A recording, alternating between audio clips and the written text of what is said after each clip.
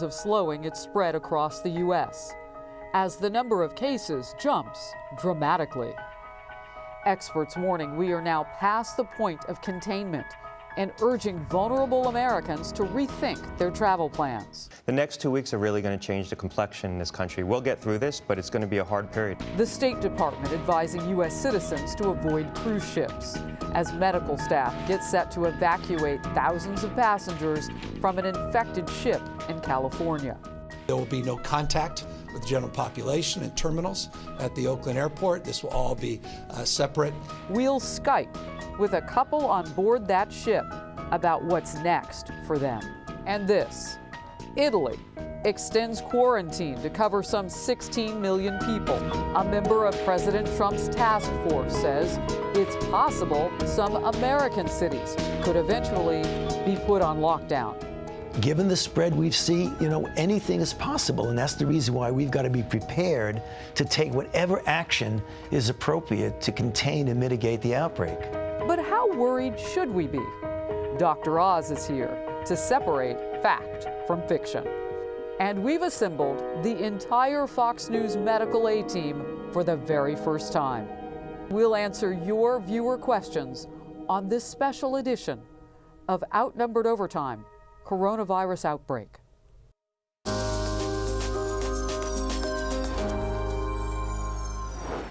I'm Harris Faulkner. This is going to be a very busy hour as we'll bring you up to speed on everything that's going on right now with the coronavirus. Here's what we know. There have been more than 3,800 deaths worldwide, including 21 in the United States. More than 109,000 confirmed cases worldwide, with more than 550 cases here at home. Those numbers growing this morning largely in part due to a huge spike in New York cases, which increased by 35% in just the past 24 hours. A growing number of states, now a total of 9, declaring emergencies for the number of cases as they have jumped. And it is a lot to navigate, all of it. We know that you have many questions and concerns, and today we will work very hard to answer them for you. And with that, I want to bring in Dr. Mehmet Oz, host of the Dr. Oz Show, and so much more than that. I mean, I know you've been communicating with people, Dr. Oz, on your show and in your speeches, but on social media, people are reaching out to you. I've been watching your platforms. They have very specific questions. What is the top line thing you want to tell people today? Folks want to know, can I go out? Is it safe? It's a primary question we all ask each other. When I say, listen, I understand why you're fearful. Deep in our psyche, there's this fear about viruses, things we can't see, because historically, with our species, that's what would hurt us, right? Bubonic plague, Spanish influenza. So it's there, but this is not that virus. And so I say it's mostly about customizing for you, and not just subjective stuff, but as a doctor, I'll tell you, if you're low risk, which is basically people under the age of 60, there have been no deaths in kids under the age of 10. So there's some groups that are pretty safe right now, we believe. But if you're over 60 years of age, we should take precautions. We're going to talk about that during the hour today. And these are concrete action steps. But the biggest message I give folks is if you want to create disease in a laboratory model, create stress with no solutions, with no action steps. We are here today to tell you exactly what you need to do to keep yourself and your family safe. You're going to probably be fine no matter what you do. But for folks in your family who are more frail with chronic illnesses, they'll really benefit from the knowledge you're going to be able to share with them. You know, I want to hit the viewer questions right away. All of the doctors on the program today, we had talked with you and I talked over the weekend about things that people have been asking. Diana Carroll says, how much risk is there for a 17-year-old with asthma? Can you hit that? I don't think a 17-year-old who's otherwise healthy with asthma is at high risk. Asthma, of course, can be treated relatively easily in most cases. Depending on what kind of asthma you have, I think you're free to go around and live your life. One overarching concept here, I generally do not want people making decisions based in fear. That's not a good strategy in life in general. It's especially not a good strategy when there are health issues going around. But 17-year-olds do well. And if your asthma is relatively easily controlled with inhalers, that's something we could do if you were to get the coronavirus. That's not the population that appears to be at risk. All right, let's hit another one if we can. Elvie asks, which strand of COVID-19 or coronavirus in this case is spreading in the United States? Because we've read that there are two. So Elvie knows what he's talking about. It's a very sophisticated question. So here's the thing. And I spoke to Ian Lipkin, who's a the premier viral hunter of our nation. He was the movie Contagion that came out 10 years ago. He was the medical advisor, sort of the character was built around him. He's at Columbia University with me. He was one of the first to go to China and help. So he knows a lot about the different strains and this He virus. hunted the disease in China this round. He did. Wow. And historically, he's been one of the people we turn to. And he's a professor. I've known him for many years. I trust his insights. What he's basically saying is the reason a virus mutates is to become more infectious. This virus is already pretty infectious. So most of the time when it mutates, it's going to be less effective than it already is. So there's not a big driver for it to mutate more. Oh, that's interesting. It could become more deadly. That's a separate issue. But so far, that's not why viruses don't want to kill you. They want to live with you so they can prosper, because when you die, they die. So this virus is already where it needs to be. It has mutated at least once, we believe. There are probably both strains flying around. It doesn't frankly matter if you know which strain, because we don't have a treatment anyway. And what you really want to do is enhance the body's immune response, which will deal successfully with both. Dr. Oz, you know, when we say the word coronavirus, this is not actually a new thing, because I've been reading about it for years. It's like a baseline, like a cold. So talk to me about what the novel and how they even came up with that word. Is that an adjective or a part of the noun? Novel coronavirus. Do we call it something else? Sometimes my colleagues aren't the most innovative people. That's why we get these long names for diseases. And sometimes the names are made by committee, which is the worst way to describe something, because you want to just tell me what it is. So COVID-19 which is the correct term for this strain of the virus. It evolved from another broader, more readily available coronavirus. The routine sore throat you get that's caused by viruses, often a coronavirus. Probably somebody in that wet market had a sore throat. Maybe a mammal that they were, keeping in the wet market got saliva on them or bit them, or they somehow exchanged bodily fluids, and those two viruses probably merged. I spoke very specifically about the possibility that it was manufactured in a lab. Let me just address that, because one of the biggest crises out there now is the false information being circulated on social media about the virus. There are no quick cures. The death rates are what I'm going to say they are with the other Fox News medical experts. And I can tell you for sure it was not manufactured in a lab.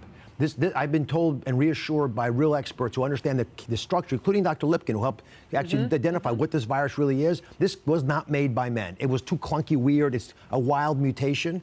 But the virus happened when our regular coronavirus married this other virus, made children, and then the rest is history. And it happened in very early December or even earlier, which is when my colleagues started first hearing rumors, but they didn't have details until a month later. And of course, it broke out in a communist nation. And we do know that some doctors were kept from really spreading the word, if you will, which is interesting. That's part of the history of the story as well, and it's an important part as we try to now deal with what's come about. Some of the patients, many of them, have been in that age group that you mentioned, over the age of 60, over the age of 70, with pre-existing conditions. And taking care of that aging population is something that as Americans we're going to do, right? So hang with me here, because we're going to do something together now. The CMS administrator, Seema Verma, is a member of the Coronavirus Task Force. Great to see you. We're going to bring you into the conversation now and talk specifically about Medicare and Medicaid, because those are your areas of expertise. First of all, I just want to get a top line latest from you, if I can, Administrator Verma, about what the government is doing with those two programs and the elderly that are being hit by COVID-19. Sure, thank you, and it's great to be here today. First of all, I think it's important that all Americans stay calm. We're taking actions to mitigate the spread of the virus. In particular, we've put out guidance to all Americans, and particularly those that have underlying healthcare conditions and the elderly. And because we run the Medicare program, that's a particular focus for us. We want to make sure that our beneficiaries are safe. We try to put out information for them so they can understand what's covered. They can get their corona tests covered with no cost sharing. And we're also providing telehealth services. So that'll also help patients. If they think they have a concern, they can call their doctors, they can Skype with them, and all of those services are reimbursed by Medicare. All right, I want to do a quick follow, and then I'm going to turn it over to Dr. Oz. Administrator Verma, what would you say right now is the biggest challenge in the elderly population with regard to COVID-19? I know in the state of Washington, we've seen multiple deaths at that one nursing care facility for the elderly. And I know that the state of Washington is looking at, well, what do we do in terms of, do we touch those facilities and take them over? Does the federal government do that? What do you say? Sure. So one of the things that CMS does is that we regulate all of the healthcare facilities in America, and that includes nursing homes and hospitals. And so one of the things that we've done is we are doubling down on infection control. We've had a call out to all institutions, but particularly those in nursing homes. We put out guidance just last week about increasing our control practices, especially about screening healthcare workers and screening visitors that are coming into the facilities. The other thing that the president has directed us to do is to use all of the nation's surveyors to go into nursing homes and to hospitals to make sure that they have the appropriate infection control policies and procedures in place. We're trying to be very proactive here to make sure that our healthcare facilities aren't contributing to the spread of the virus. Secretary Verma, if I can, let me share some questions that I'm being asked that are probably better directed to you. Folks are wondering about the costs of the testing. And you alluded earlier that some of these expenses will be borne by the federal government, but it's the over 65 population that we're most worried about. If someone doesn't think they're covered or is worried about it and they want to go get tested, including the doctor's bill, will that all be reimbursed? Yes, so if you are on the Medicare program, so our over 65 population, they can get a coronavirus test and there is no cost sharing associated with that. Any other services that they might need, whether it's going to the doctor's office or hospitalizations, those things are routinely covered by the Medicare program. They may have some out-of-pocket expenses not related to the test, but they're probably typically already paying for those types of services. And Secretary Verma, again, I applaud you for coming on and speaking openly about how you see it. It has been a bit confusing trying to get the clear story of where we are with our national health approach. For example, when we'll have more of these testing kits available. We see them in other countries, as you've seen as well, distributed almost like they're at a checkout counter. And here we sort of have to hunt and peck for them. Most doctors aren't even sure how you'll get the testing done. And other issues that we can talk about that I'm sure you're focused on, like the number of ventilators we have. Do we have enough beds? Should people go to the ER? How do you actually decide what comes to us as the American public so we know our marching orders to make sure we do our job while you're trying to do yours? Sure. So one of the things that, there's a lot going on behind the scenes. One of the things that we have focused on is getting out more testing kits. So this weekend, about 1.4 million test kits went out. We're ramping up the testing capacity, and we're hoping by the end of the week that's going to be around 4 million. So we're making sure that those tests are available. We're also making sure that our healthcare institutions across the nation are ready and prepared to deal with this if folks are coming into their institutions. So that's why we're focused on infection control. But there's a whole system in place to deal with, the overflow if there are issues for hospitals or other healthcare institutions, ventilators, making sure that supplies are available, that healthcare employees have protective equipment. And those are the things that we're focusing on behind the scenes to make sure that our healthcare institutions across the nation stand ready and prepared. Before we let you go, a quick question about the digital that you're focused on today. Can you just tell me about what the administration is doing today and how that connects with what's going on? Sure. So today we issued some new rules around making sure that patients have access to their medical records in a digital format. So if you think about what's going on today with the coronavirus, there are people on a cruise ship. Many of those individuals are elderly citizens, and they may not have all their medications available, and they may not remember what medications they're on, what dosages they're on. The rules that we passed today or that we issued today are going to allow Americans to have their medical records available in a digital format. So no matter where they go, they can share that information with their healthcare providers. They can share that with their caregivers, and they can also share that information, if they wish, with researchers to advance a new age of innovation, new cures, and treatments. Well, you're getting a nod the entire time you were talking about the cruise lines and all of that with our aging population and having that material there at their fingertips digitally. So grateful for your time today to get a member of the task force on. Thank you very much. My pleasure. Thanks for having me. So will we see a coronavirus vaccine in the near future? We have the answer to that and more of your questions when we return with Dr. Oz. Plus, more than 3,000 people on board that Grand Princess cruise ship are now set to enter quarantine after 21 of them on that ship have tested positive. We are watching closely as the ship prepares to dock in Northern California today. Stay close.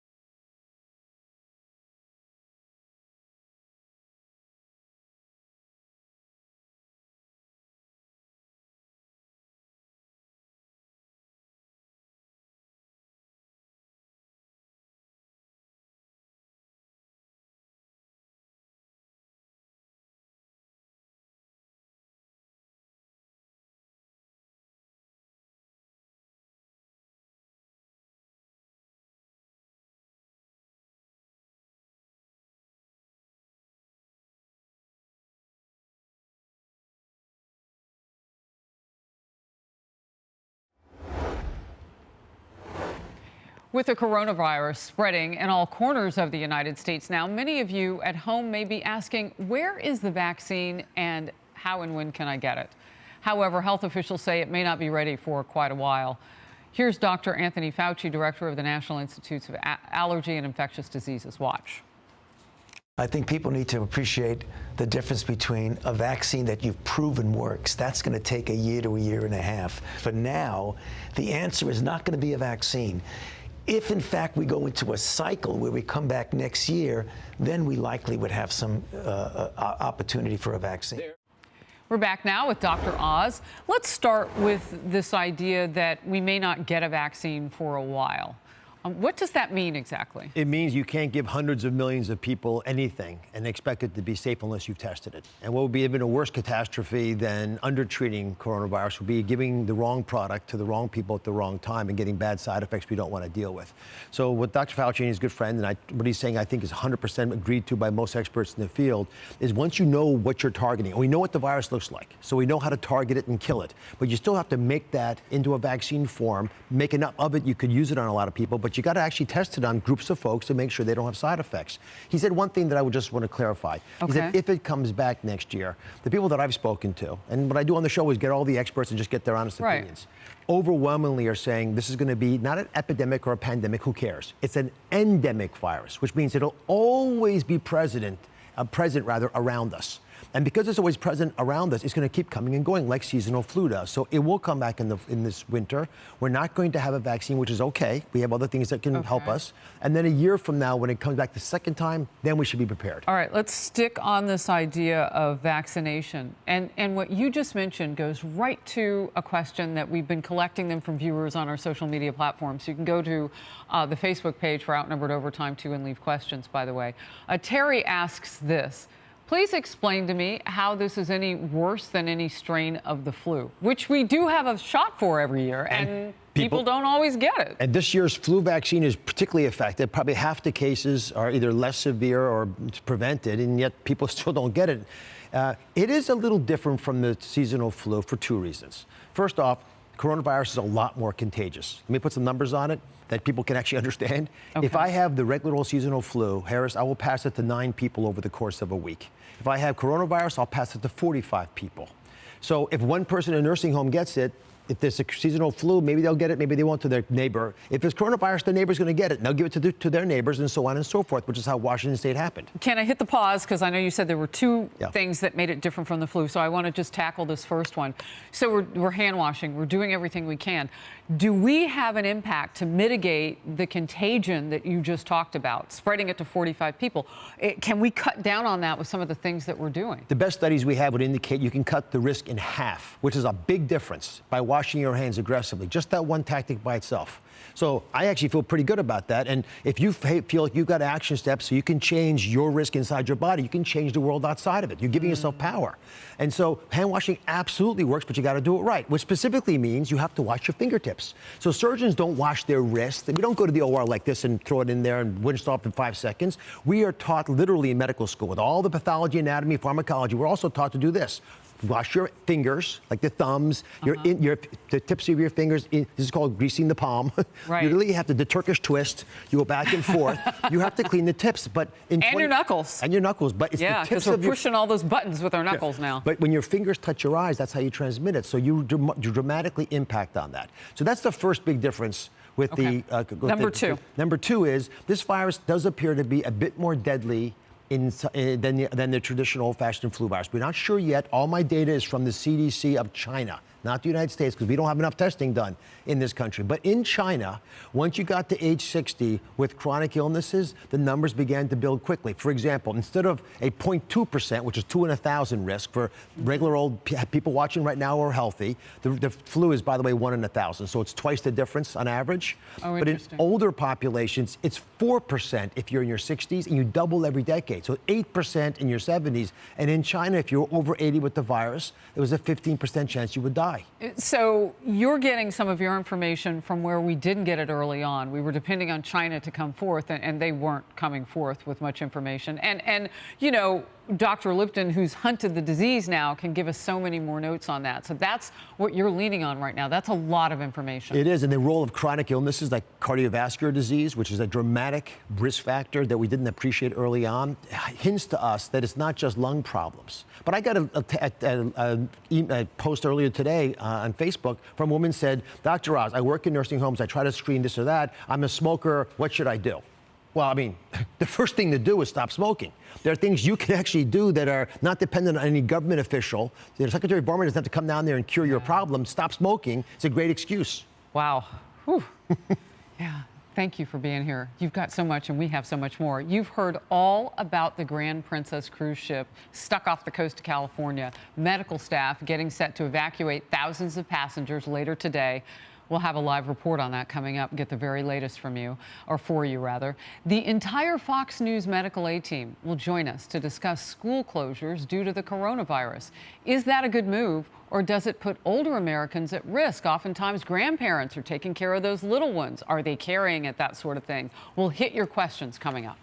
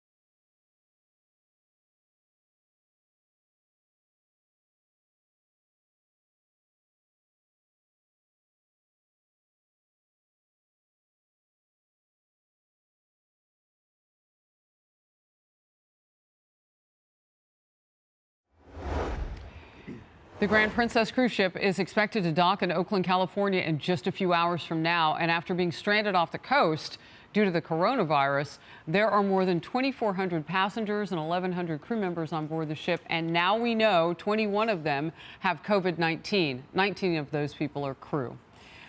The passengers will be in some sort of quarantine for the next few weeks. And Fox News senior correspondent Claudia Cowan is in Oakland with more. So, Claudia, you and I have been on air together today already, and you have reported the time that it will take to get them off the ship and who comes off first. Remind us.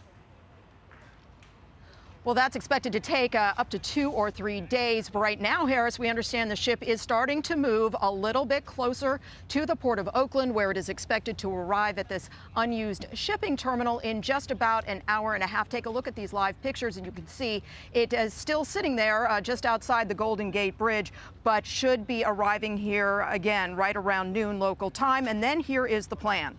Anyone who is critically ill will get off first. That includes those 21 people who have tested positive for the coronavirus. They'll be taken to local hospitals. Then everyone else will be whisked away to several military bases for COVID-19 testing and a 2-week quarantine. It's not the way more than 2,400 passengers had planned to wrap up their cruise to Hawaii. Many are elderly. Some have underlying medical conditions, like Kari Kalsto, a cancer patient who appeared on Fox News this weekend. Our situation is a little tricky. I'm in a lot of pain. I need to get back for treatment. We had a little gap over a cruise that got planned years ago, and the doctors thought I could go. And obviously, in hindsight, it didn't work out so well, but we thought we were safe and taking everybody's best advice. So now, trying to get off this floating petri dish. Some passengers will travel by bus to Travis Air Force Base. Others will take federal charter flights out of the Oakland airport. But officials say no one will be released into the general public. Looking live here at the activity that is happening ahead of the ship's arrival, you can see tents and emergency vehicles. 10 acres have been fenced off to keep everyone isolated during this operation, which I mentioned could take 2 or 3 days. Then the ship will leave Oakland as soon as possible. Unclear where it will go next, Harris, but we understand the captain and more than 1,100 crew members will spend their 14-day quarantine on board. Claudia, great reporting. Thank you very much. I want to bring back Dr. Oz now. Can we stay on the live picture of that ship? So you and I had planned to talk with a couple of passengers on there. They're on the move now, and you had said that during the commercial break. You said they're probably moving. So as they come in closer, you perked up when that woman who was there was talking about being sick and not feeling well. You said we have to start to think about the situations that we get ourselves in now. Why? Because the decisions of life have been complicated. And we already have a little bit of a complexity management problem in America with lots of incoming ideas, which ones do you act on? The fog of war has crafted a scenario for us that's very difficult to figure out now. But people are being given advice by doctors, like that woman was offered, that was in hindsight erroneous, but at the time the doctor gave the advice, it seemed like make perfect sense, right? Go off, you have cancers, enjoy yourself. Based on the facts he had then. Exactly. Those numbers change, and we're seeing a lot of public health officials being, and the phrase is often abundance of caution, doing things that a lot of people get panicked by. When New York City makes certain decisions and says something to all the people living in New York, people start to panic that there's something going on they may not even know about. And as an example, when South by Southwest gets canceled, a lot of people say there must be a catastrophe down there for them to cancel that. That's not the case at all. They're saying, okay, we don't want to have a conference where no one comes. We'll lose money. No one will be happy. We'll just cancel it. It's not a medical decision. It's a business decision. And that's what we're seeing oftentimes being made. We need to get rid of some of those decision-making issues or be transparent about them and focus on the ones that are truly about health, because those are the ones that folks ought to focus on. All right, as we take a look at this live picture of the Grand Princess coming home off the coast of California, we expect in the next few hours that this will dock. They will fan out to military bases across America. The passengers on there, including ones who are critically ill, they'll come off the ship first. Flying, cruising, those types of tight situations where you can't do that social spacing, that distancing of 6 feet or more. What you're saying is we just need to consider the circumstances of our own health. But we have to be self-sacrificing, too. I've heard you say that. Real quickly, talk to me about that. Well, the fundamental reality is if you're going to be fine, if you were to get the coronavirus, let's say you're under the age of 60, recognize that you may contaminate people who are not going to be fine if they get it, so your decisions implicate them as well. Airplanes are an example of a venue that I would not abandon. Why? The air that's actually pushed back into the plane is purified. So it's half it's from outside, half it's from through a HEPA filter where 99% plus of all the material is taken out. So if you just take that little knob above your head, the air knob, and blow the air at your face, you're going to clear away all the stuff that's coming at you. So the row in front of you, the row behind you, the rows around you, right? That's the germ zone. By the way, sit along the window, not in the aisle. It isolates you a little better. But you can fly. You should fly. Don't run in fear. Dr. Oz, thank you. You're going to stick with me.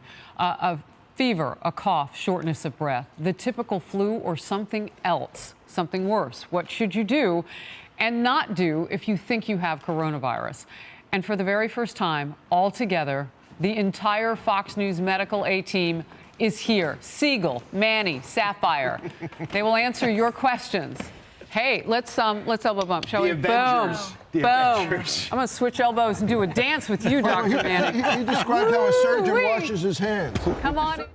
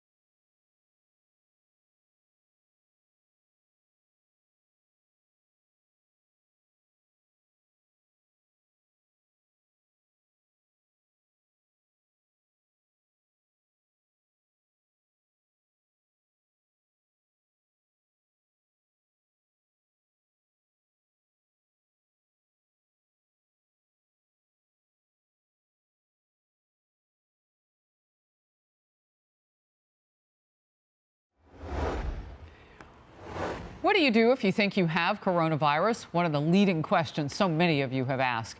The symptoms, eerily, can be similar to the typical flu, making it hard for doctors to confirm right away without a test, that is. A fever, cough, shortness of breath, which may appear 2 to 14 days after exposure as the common signs, and can go from bad to worse very quickly. Answering your questions are the best medical minds assembled here at Fox for the very first time, all on TV at once. Dr. Nicole Saphier, board-certified radiologist and board-certified physician. Dr. Manny Alvarez, senior managing editor for Health News. And Dr. Mark Siegel, professor of medicine at NYU Langone Medical Center. It is a joy to have you all. Great to see you. First of all, at Langone, they're doing something already today where they are saying that we don't want as many visitors. I got that memo. Talk to me about the atmosphere of hospitals today. And they're asking people, if you feel sick and you're coming to visit somebody, you can't come here. Well, that seems odd to me.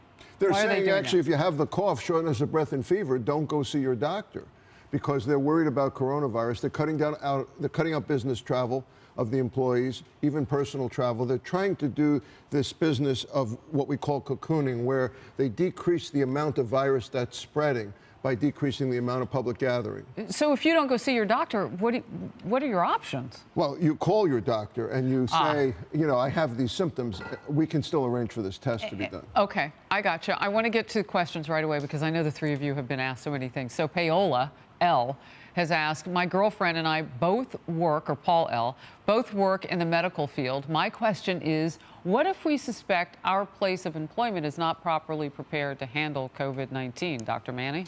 Well, listen, most hospitals today for the last, several weeks now have begun preparedness protocols. I mean, we have a command center in our hospitals where we talk every day about preparedness. What is it that we need?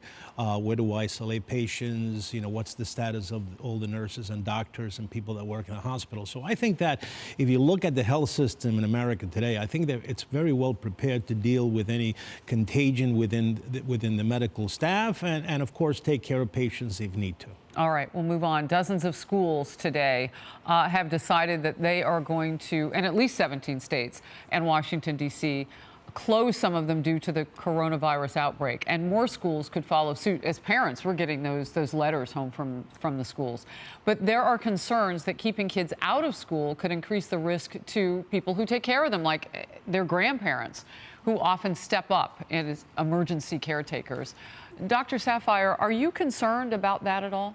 Well, Harris, this is an excellent point because the whole purpose of shutting down schools is to decrease transmission of this virus. This virus seems to be more dangerous for the elderly, the grandparents that may take care of the children. Now, it's not uncommon to have school closures, especially in flu season. We see it all the time. However, we don't necessarily want to prematurely close down all of these school systems as a means to contain a virus. And it is important, if the children are home, then who is then going to take care of the parents? And if the whole purpose is to protect the elderly population, then you have to think of the parents need to now stay home, and now they're not going to be able to go to work. So there are long-term sequelae that, we need to take a pause before we just start shutting down school systems. All right, so let's toggle back to the medical professionals because they and the first responders are on the front lines. And you brought in some things that I asked you to bring as props. Can we start with the masks? And what we're hearing from the U.S. Surgeon General Adams is saying, you've got to have these for the medical professionals, but a certain kind. Those are the ones that I'm seeing, in pictures of people on subways and whatnot. What have you brought me? I just brought you a regular surgical mask, by the way, to show you the right way to use it. But ironically, we're getting a shortage now because of all the people on the streets that are buying them and wearing them inappropriately. There was a study out 2 or 3 weeks ago that shows that for health professionals, in most situations, and I'm not talking about where you're in there with COVID-19, most situations, these masks, the surgical masks, are just as good at decreasing droplet spread, which have viruses in them. Now, if you knew that you had coronavirus, COVID-19, you would use a respirator mask. You would use an N95, which has a little built-in respirator. Sure. This is the garden variety mask that people are overusing. You should use this if you're coughing and sneezing. So what you're saying is that self-sacrificing part where I'm sick and I'm going to protect everybody in the community who might not deal with it the way that I would and the way my body would understand to fight it back without a precondition, so on and so forth. I'm not over the age of 70, that sort of thing. It is not to necessarily keep you from getting it. Exactly. That's the wrong idea, because it collects viruses and then you rub them into your eyes and put them in your mouth and nose. You know, Dr. Oz was saying before that on planes, the HEPA filters help a lot. You know what it doesn't help, though? The people that are sneezing and coughing on each other. So somebody that goes on a plane that's sick, they shouldn't go at all, but if they go, this is what they should be wearing, only if they're sick. And one of the big problems with people walking around in masks and gloves is it causes a false sense of security. They're not washing as much, they're no longer social distancing because they think that themselves are now protected. But the truth is, if you're wearing a mask, you're healthy, someone coughs on you, you have the respiratory droplets on the mask, on the gloves. And so you're not necessarily concerned with keeping yourself as healthy because you still got to wash your hands. It's also right. She's totally right. It's also a fear message. That's a great point. It's a fear message. You're sending, Corona is right here. So, Dr. Manning, we're going to hear a question from you when we come back. I can't wait. Several governors have raised alarm over a shortage of coronavirus testing kits. So what is the testing involved? And, of course, more questions. We're going to start with Dr. Manning. Stay close.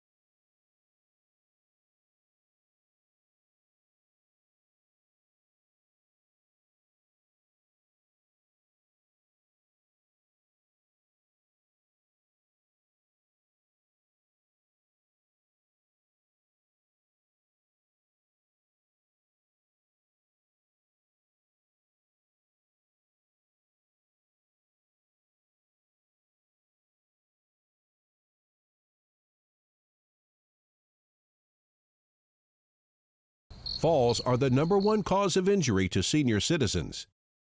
Acorn Stairlifts has the solution. Just don't fall. Sit, relax, ride with an Acorn Stairlift, the world's leader in stairlifts. Don't let limited mobility keep you from going up and down your stairs, even outside. Call Acorn Stairlifts now for a free information kit and no obligation quote. Why risk falling when you can safely ride? Our Acorn Stairlift is definitely more affordable than moving. The Acorn Stairlift has a padded seat and backrest. Safety sensors stop the chair if there are obstacles. The seat swivels and locks so you don't twist your body. And the Acorn Stairlift folds away. It even runs during power outages. I was really surprised at how little it cost. Call 1-800-896-8003 right now for your free information kit or visit our website today. That's 1-800-896-8003. If something happened to you, what would happen to them? Their home, their education, their future. You need life insurance, and chances are SelectQuote can help you get it for less than $1 a day. SelectQuote found Jacob 40, a $500,000 policy for only $19 a month. And SelectQuote found his wife Wendy a $500,000 policy for only $17 a month. Our secret? At SelectQuote, we aggressively comparison shop highly rated companies to find you the company with the best rates. We found Gary, 35, a $1 million policy for only $22 a month. Why pay more? Give your family the security they need at a price you can afford. Call 1-800-649-8914 or go to SelectQuote.com now and get the insurance your family needs. At a price you can afford. SelectQuote. We shop, you save. We're back for the special hour of Outnumbered Overtime, looking into COVID-19. I've got Dr. Manny Alvarez with me, Chair of Department of Obstetrics and Gynecology, or OBGYN, and Reproductive Science at Hackensack University Medical Center. You are on our team here. What is the leading question your patients are asking you? Well, listen, from a pregnancy perspective, this is coming up more and more. You know, we're basically following the same guidelines that we tell pregnant women when it comes to the flu. And we, you know, basically all pregnant women have a little bit of immunosuppression because of their pregnancy, so they are prone more to get the flu. And sometimes they do very badly with the flu. So in this particular case with coronavirus, basically saying stay away from high-risk places, try not to travel that much. There's very little data right now as to the mode of transmission vis-a-vis the fetus. It seems that there's no fetal transmission. At least there was a case analysis of 7 cases in the Lancet where they looked at the neonatal outcomes and none of the babies were infected. But we do have policies. In other words, if you have the coronavirus and you were to deliver a baby, that baby will be sequestered from the mother, okay, so that there will be no contact because you don't want the baby now to get a new onset of the infection.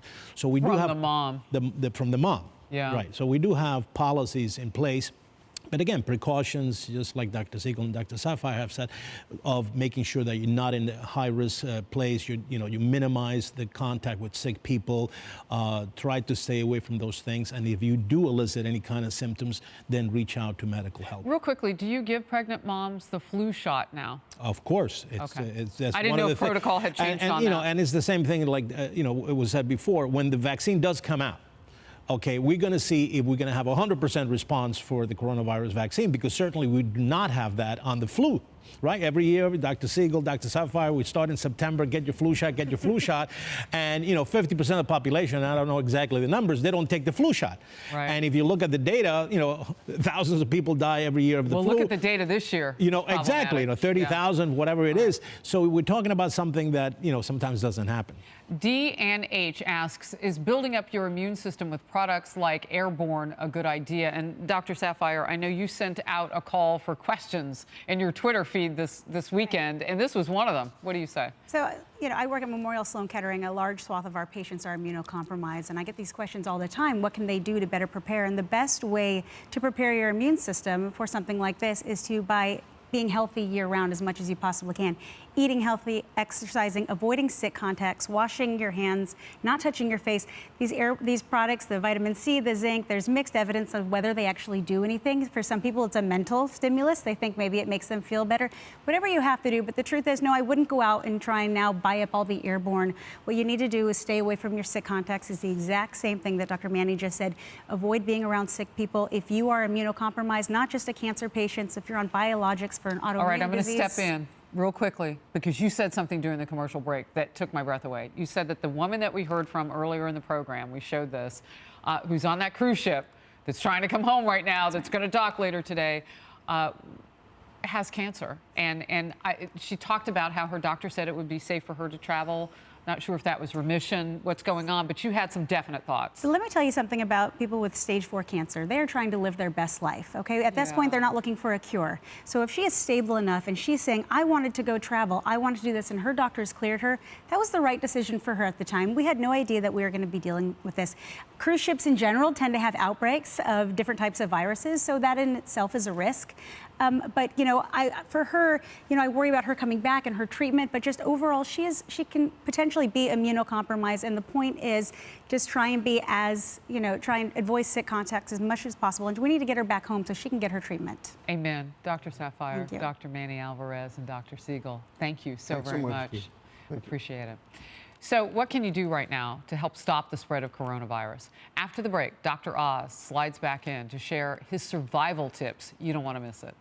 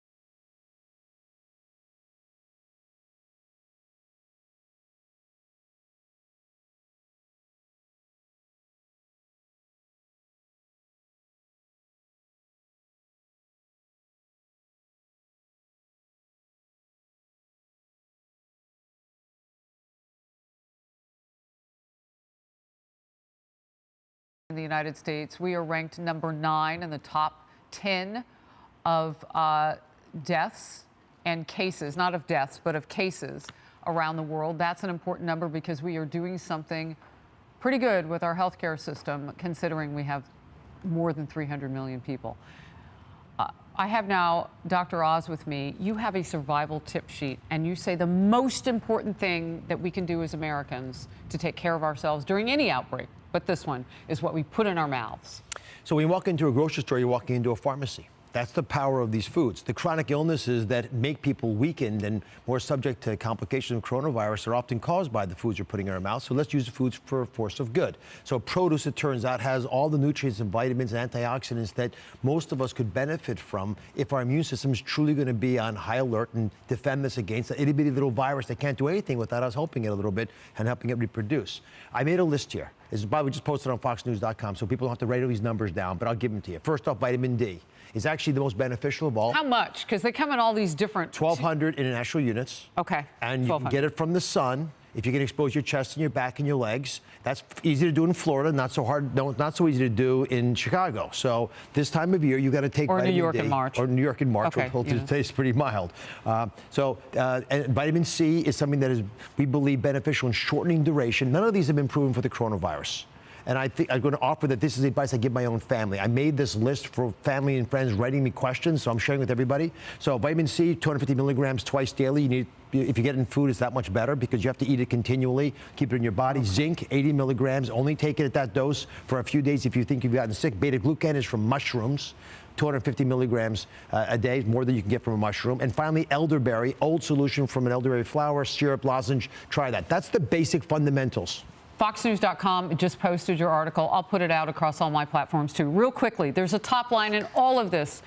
It is do what we can until...